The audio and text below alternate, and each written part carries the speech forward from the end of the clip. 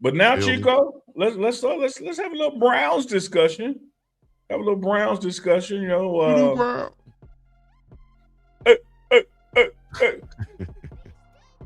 You asked me yesterday if there were two buffs, just two that I thought could help Shedeur in Cleveland. I picked the offensive lineman and a receiver, and you amended. And we'd be damned if that ain't what the Browns did in their draft pick. They just won from Colorado, but they picked protection and a weapon. Yes. And I gave them an A+ on this, not just because of the players that were picked, but the way they did it. If they would have stayed at number 6, they could have still gotten Spencer Fano, who they said that was high on their board, right? But they traded back to number 9, grabbed some extra picks later in the draft, and still got their player. You got it. That's an A+ move right there, in my opinion. Absolutely. To maximize that number 6 pick, get more picks, and then get the player that you already had targeted. Great move by the Cleveland Browns. I think Spencer Fano would be that guy that can come in, and I know this is high praise, but he can come in and be like that Joe Thomas for years to come for the Cleveland Browns and anchor that left side, line side for Shedeur Sanders. Well, I'm with you. Gave them an A+, and when the Browns get an A+, it's really like an A+++++, because they known to F something up. So when they get it right, it's triple when they get it right.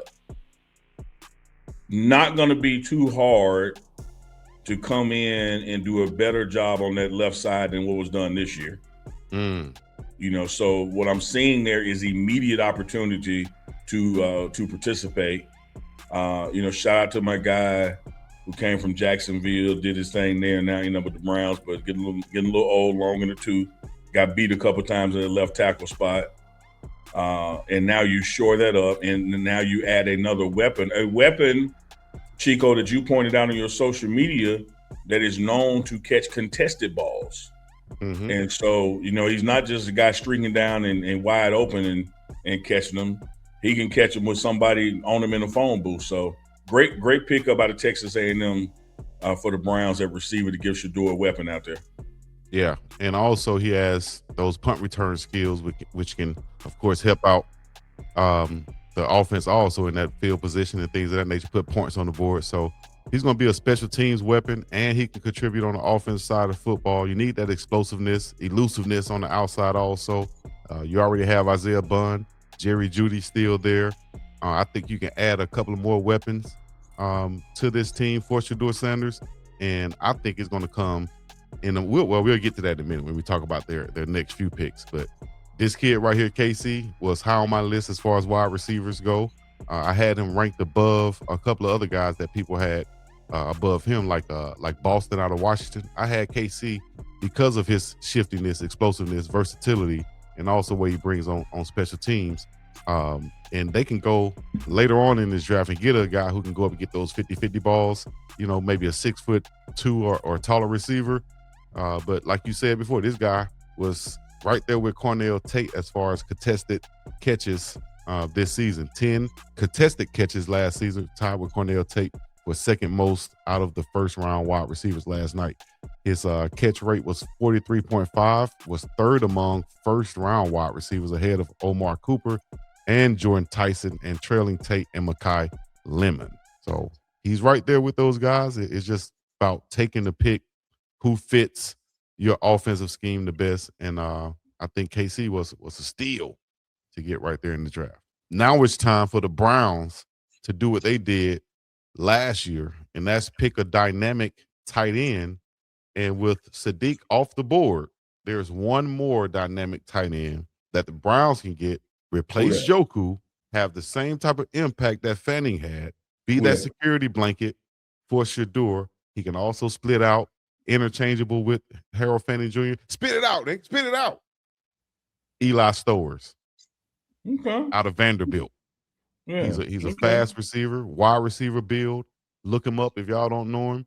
6'4", 235 pounds. He's out of Texas, but went to Vanderbilt. 62 receptions, 769 yards. 769 yards last season, 12.4 yard average, and he had 4 touchdowns. 5 touchdowns in the previous season. Highly productive. Can really run routes, especially in the slot, intermediate. I think he would be a great pick for the Browns to continue that push towards dynamic offensive players and versatile offensive players that can help them. But I yeah, think it's going to be another receiver. I can't argue what you're saying though. Yeah, I think it'll be another receiver, when they have, because they have 2 third-round picks, early third-round picks, and they have this early second-round pick right now. So I think that they can, if you look at the best available players, let me see if I can pull up best available players right now for the draft. You got DBs. There was just not a big enough gap talent wise where you had to just make moves now in the first round. Them people will be there.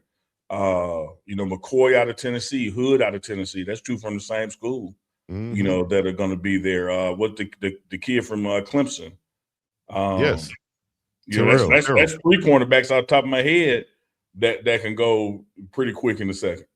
Yeah. So if they're going pretty quick in the second, right, that means that when the Browns pick, I think they'll have a chance to get Anthony Hill Jr., the linebacker out of Texas. You still got Eli Stowers right there, who I think is the wild card. I really like Zach Branch, but since they got Concepcion, I think he's kind of like in the same mode as Zach Branch, a shorter, shifty receiver who can also help on special teams. So a bigger receiver is the guy out of Tennessee. Speaking of Tennessee Vols, Chris Brazzell the second. I like him a lot. 6'4", 198 pounds. He can really go down the field and get the ball. So they can go in that route, but I just like, I got a soft spot for the tight ends and what they can do in the middle of that field and be that security blanket for their quarterback. And when you have a young quarterback, talented quarterback like Shedeur, that's where I'm going, dog. Like you said, we're coming to America. That's where I'm going. Shit. Right here, good, clean girls. I don't know if you like them clean because you love going to the hospital, but it's risk reward, Chico. You just take risks that I don't take, but it's all good. Everybody got to do what they do. I'm on them parlays. Yeah, exactly. You just take risks. I mean, Y'all know what it is, man. Hit the like, subscribe, coming out other good stuff. Make sure you go to unclechico.myshopify.com and go get you some. You feel me? All type of merch is available right now. Limited time. So go get it while it's available.